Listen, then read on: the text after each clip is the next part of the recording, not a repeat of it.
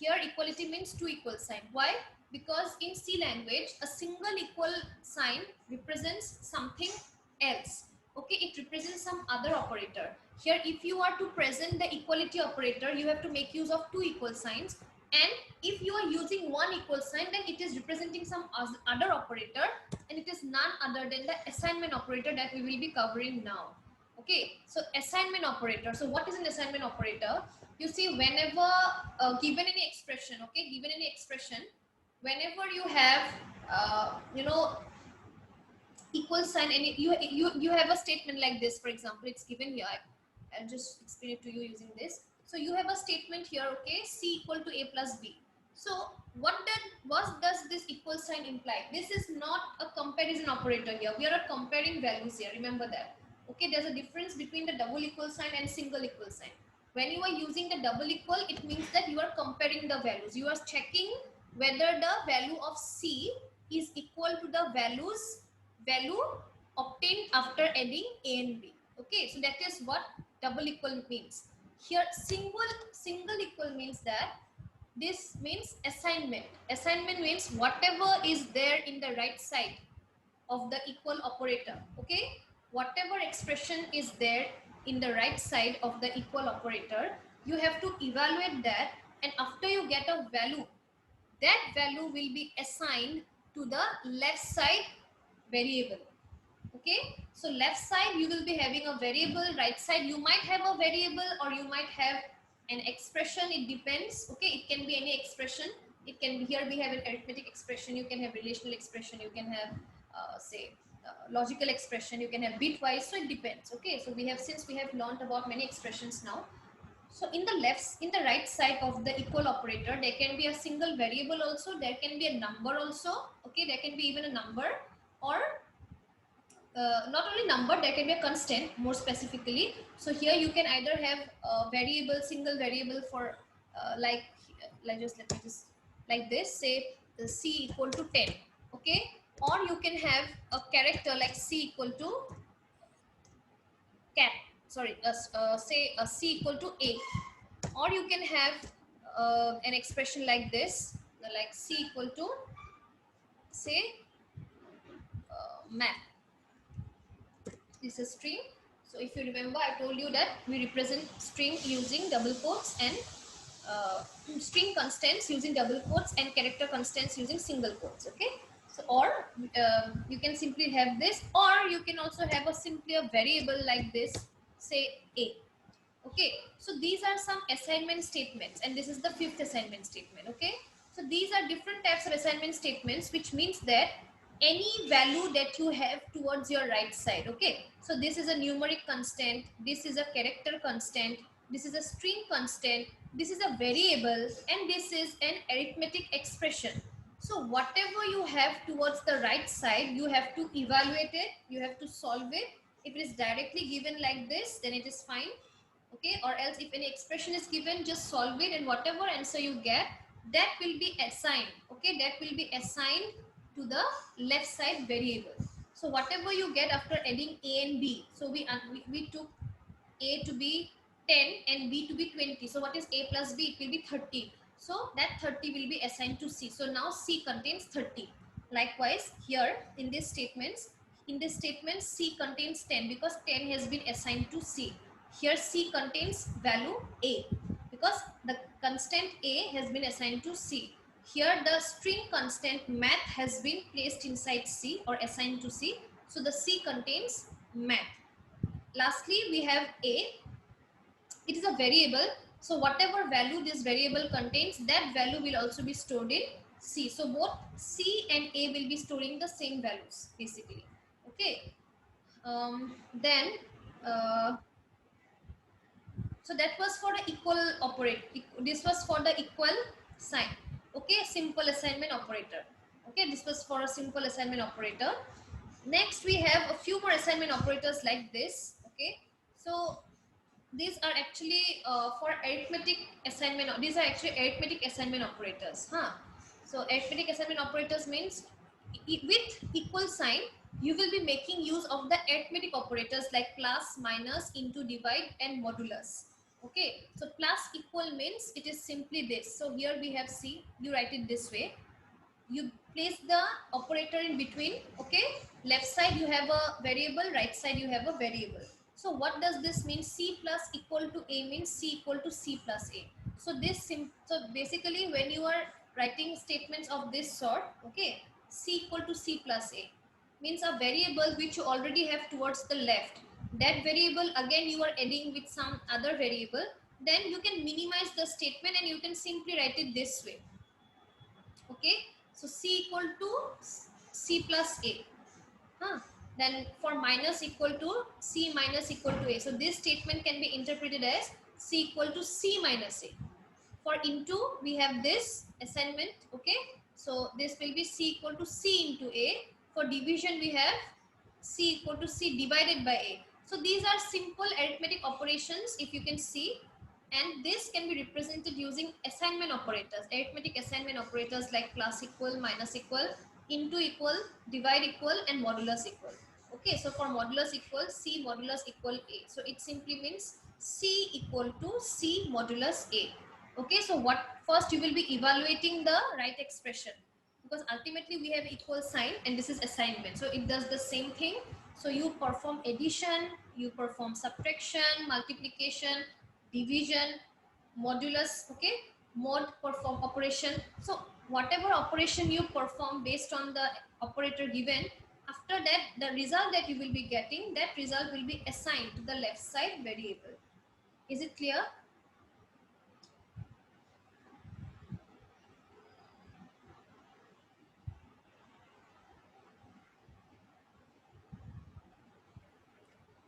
Is it clear till here?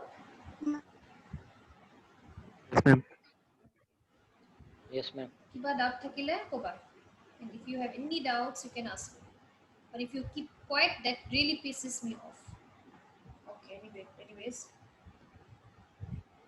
Next, we have miscellaneous operators. So in miscellaneous means what? Additional operators. Okay, so there's no specific name to this type of operators.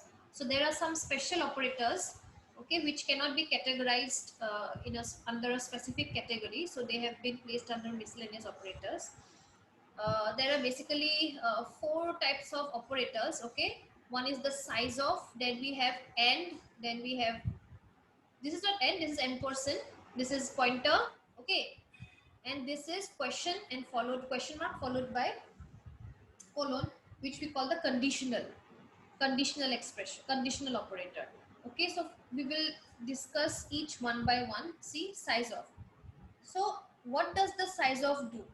Okay, um wait, just before starting with this, let us first understand variables and data types. Okay, I forgot, I missed out variables and data types anyways, because I directly started with the tokens. Okay, so we are only to cover miscellaneous operators. So before that, let us first understand variables and data types.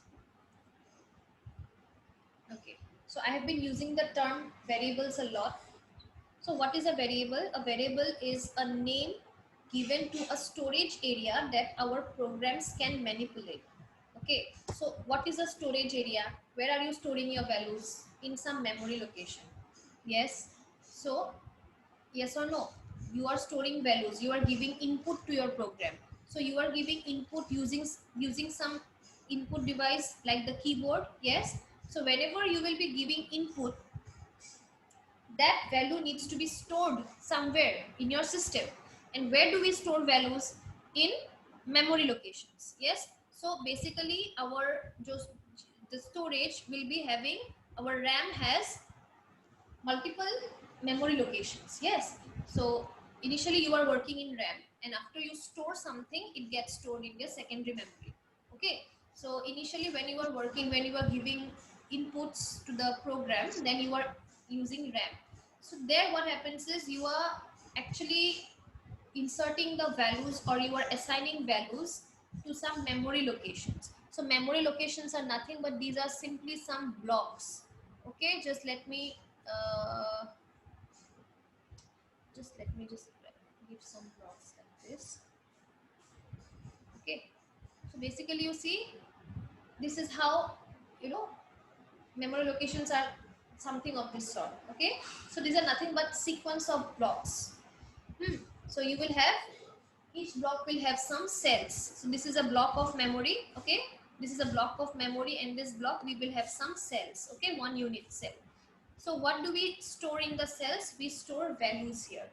Okay, so you can think variables to be like containers. So you have containers where you store things, like you in your kitchen you have containers, yes, for keeping different ingredients. For one container for keeping salt, one container for keeping say turmeric, one another container for keeping biscuits, yes, some other containers for keeping your mustard oil, vegetable oil, whatsoever. Yeah, so we store different things inside containers.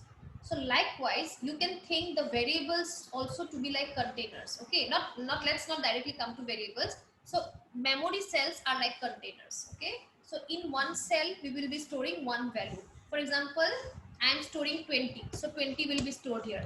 Okay, so next, suppose I want to store another number. So for example, just as I have said that A represents 10 and B represents 20 in our example. So when I will be storing the value of A, okay, so before being able to use the values in your program, you have to first store it.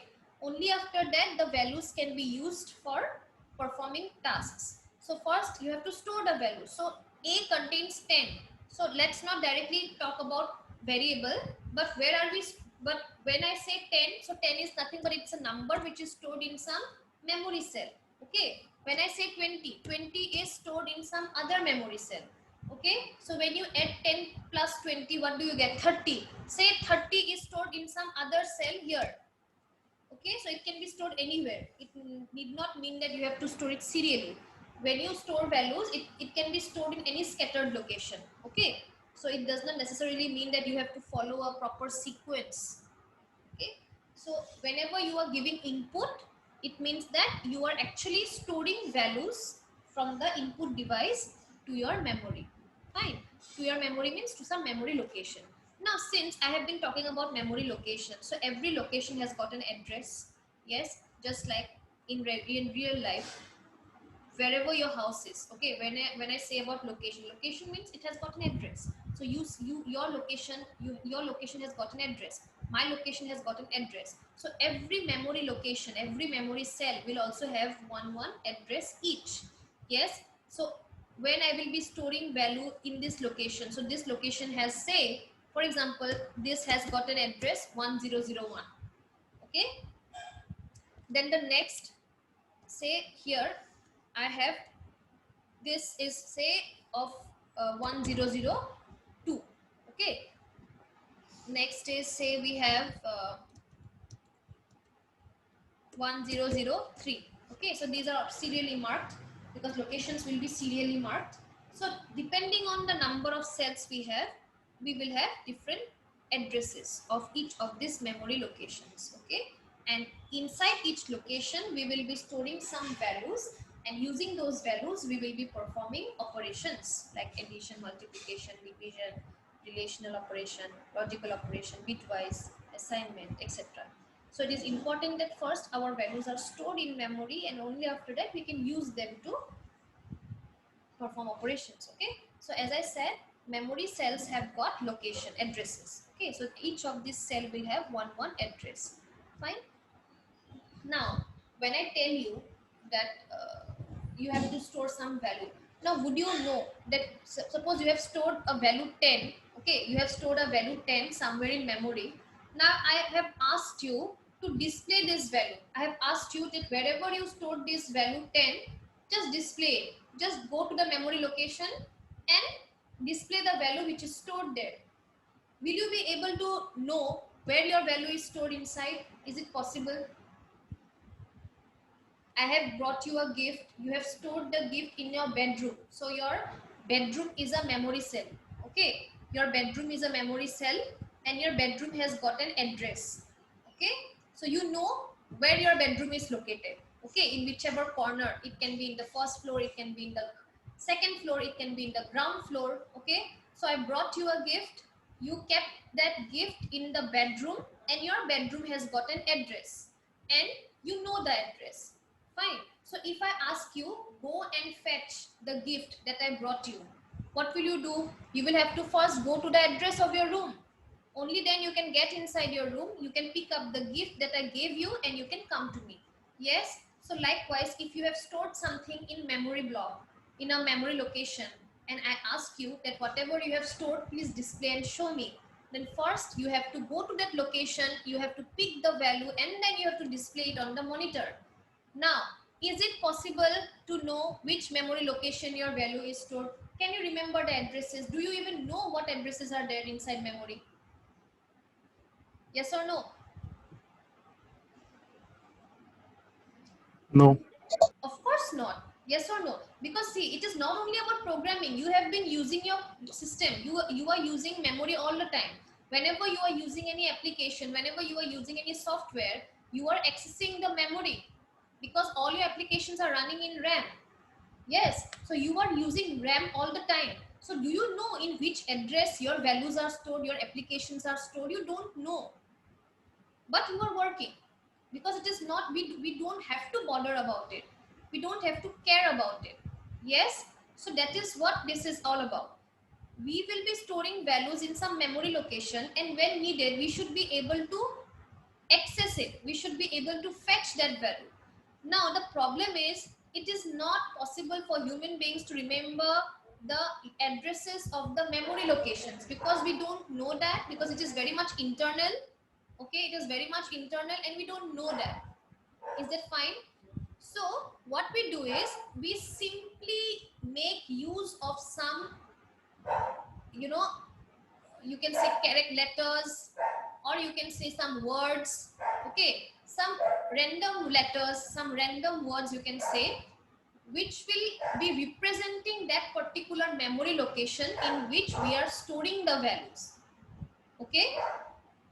So please remember that since it is not possible to remember memory addresses, okay, that is why what we do is, to refer to that memory location, we make use of some names, and those names are nothing but variables. Okay, so these are variables. So variable is nothing but, it is just when I say A. So in this example, where have I stored 10 in this memory location? Yes, and this location has got one address 1001. So for me now, for my example, my variable A is this. So this is my variable. I have given a name to this variable. Okay, I have given a name to this memory location, and I have stored the value 10 in this memory location. I don't know the address. I don't know which memory location is represented by A.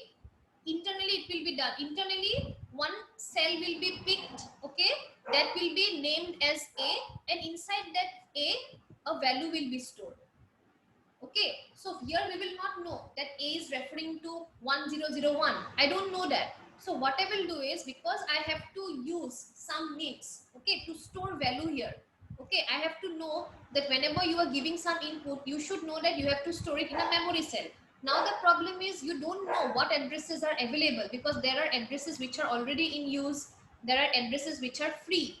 So you don't know which memory locations are free.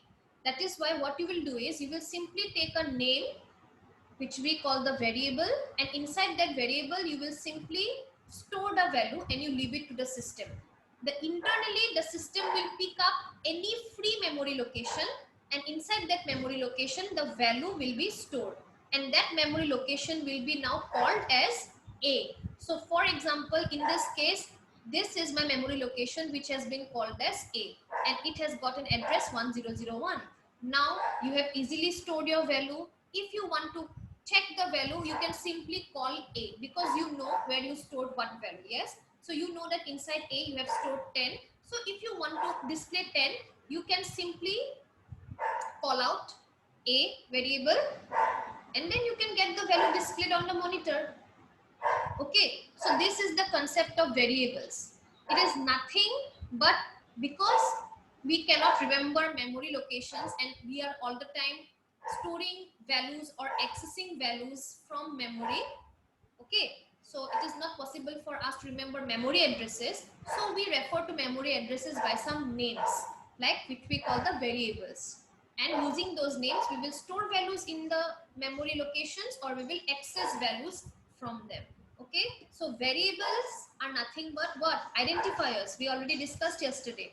Yes, so what is an identifier? I told you identifiers are nothing but the names that we give to represent variables, function names or symbolic constants. So here we are talking about variables. Okay, so variable is simply a name that we give to any memory location, okay, so that the value that are stored in that memory location can be used by the program to perform the task. Is it clear to all? Yes, ma'am. Yes, ma'am. Okay, Yes, ma'am. fine. Okay, Yes. yes, see, if in Viva anybody asks you what a variable is, you should be able to say. Okay, you can even say a single statement, but you should be clear with what you are saying. Fine, you will complete the entire course and then I come to know that when asked you are unable to even say what a variable is. That will be very upsetting for me. Okay, so you must know the basics. So this is what a variable is. It is simply a container. It is simply a name which we give to a memory location, and in that location we will be storing some values. Okay, that is it. Next we talk about data types. Now the thing is, since we are talking about values that are stored inside variables, so see, every memory cell has got a limit. Okay, every cell has got a limit. You can only store 1 bit in one cell. You can store only 1 bit of data. Okay, 1 bit, that means you can either store a 1 or a 0, not beyond. Fine, so the problem is, how will you store a value like 10? Because 10 is in decimal, you have to convert it to binary, and when converted to binary, 10 is actually 1010, and if your system is of 32 bits, okay, then it will be represented in 32 bits. Okay, so your 10 will be represented in 32 bits, like 00000 dot up to 32 bits. So basically your data will be of 32 bits here. So 10 in binary is represented like this. If your system, as we say, system, my system is sorry, my system is what you say, 8 bits, 16 bits. So likewise, we have a chart here. We have the user defined data types, we have built-in data types, and we have derived data types. The first and the basic type of data is the built-in data types, which we also call the primitive data types. Okay, so it is the smallest unit, is the primitive. It is the basic type of data that we represent in computer, in C language. Okay, so we have these basic data types. So basically we'll be going through int, character, float, double here, okay, and boolean. So you see what is int. Let me just write it here.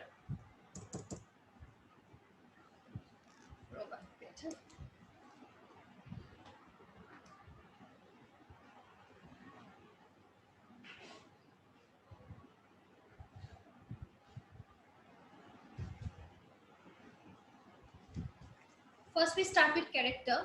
So we will start with character. When I say character, character means 1 byte. One.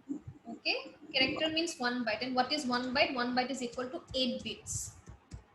So if you are representing a single character, suppose you are representing a, how do we represent a character constant? Like this. Yes, so if you say a, so a will be represented in binary. Okay, it will be represented in binary using 8 bits. Fine. Next, so we have some value range here. So this is the byte occupied. So one character, okay, one character that you want to store, if you give any input of one character, so that one character will be converted to binary into 1 byte. So one character always occupies 1 byte of memory. Okay, 1 byte of memory means it will be requiring 8 bits.